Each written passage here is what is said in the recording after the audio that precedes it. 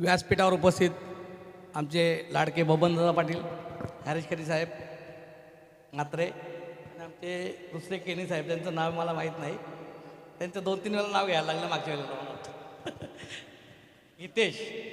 हितेश केनी. तर तुम्ही सर्व मंडळी जी आज अक्षयला शुभेच्छा देण्यासाठी आलेल्या आहेत, खरोखर अक्षयची माझी ओळख आदर्श लाईव्ह न्यूज. आता मी जे मागं जिल्हा परिषदेचं इलेक्शन झालं त्या इलेक्शनला मी उभा होतो आणि अक्षय माझ्याकडे आला, बोललो दादा मला पत्रकार इकडे या भागातले प्रश्न मांडण्याची संधी द्या. मी बोललो ठीक आहे अक्षय, तू ये उद्यापासून. आणि माझ्यापासून जास्त पायाला भेंगरी लावून धावणारा माणूस कोण असेल तर अक्षय संपूर्ण ग्रामीण भागामध्ये, माझ्या ग्रामीण भागामध्ये जवळजवळ 21 गावं आणि 42 वाड्या, आदिवासी वाड्या, या सर्व भागामध्ये आम्ही फिरत असताना अक्षय माझ्या मागोमागच असायचा. मी जाईल तिथं अक्षय. म्हणजे त्या भागातले, ग्रामीण भागातले जे प्रश्न होते, जे पाण्याचे प्रश्न असतील, रस्ते असतील, टोटल जे काही प्रश्न होते सगळे प्रश्न अक्षयने त्याच्या पत्रकारातून मांडली सगळी. आणि खऱ्या अर्थानं विरोधकांना असा घाम फोडला की त्यांना गुडघे टेकायला लावले. अरे दादा, तुम्ही पण कदाचित ती परिस्थिती बघितली असेल की या पालिका क्षेत्रातले 10 ते 12 नगरसेवक, नगराध्यक्ष आणि स्वतः आमदार माझ्या गावात बसलेले होते मला हरवण्यासाठी.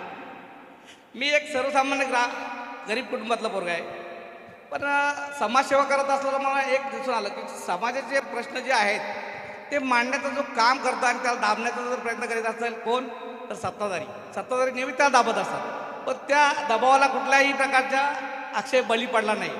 अक्षयला माराच्या धमक्या आल्या. अक्षयला सांगला अक्षय घाबरू नको, त्याने तुझा हात तोडला तर आपण त्या 2 टांगड्या तोडू. बरोबर ना भाऊ दादा? आणि आम्ही करून पण दाखवतोय, बोलतच नाही. बरोबर दादा?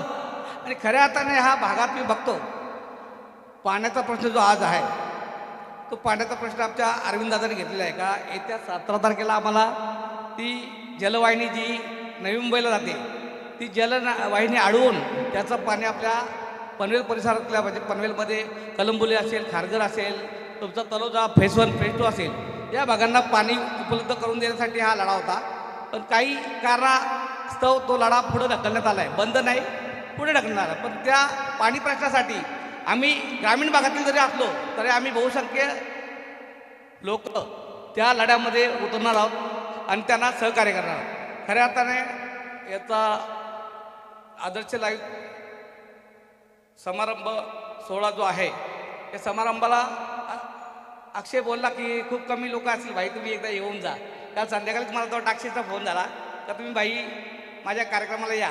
पण मी बघतो हा छोटे कार्यक्रम याला म्हणता येणार नाही अक्षय, कारण की खूप मोठे दिग्गज असे नेते आज आपल्या व्यासपीठावर आलेले आहेत. ते पण अक्षय तुझ्यामुळे, तुझ्या प्रेमाखातीर. आणि आज जी एवढी मंडळी आहेत तुझ्या प्रेमाखातीर इथं जमलेली आहेत. तुझ्या आदर्श लाईव्ह न्यूजचा भरभराट व्हावा अशी मी तुला शुभेच्छा देतो आणि इथेच थांबतो. जय हिंद, जय महाराष्ट्र.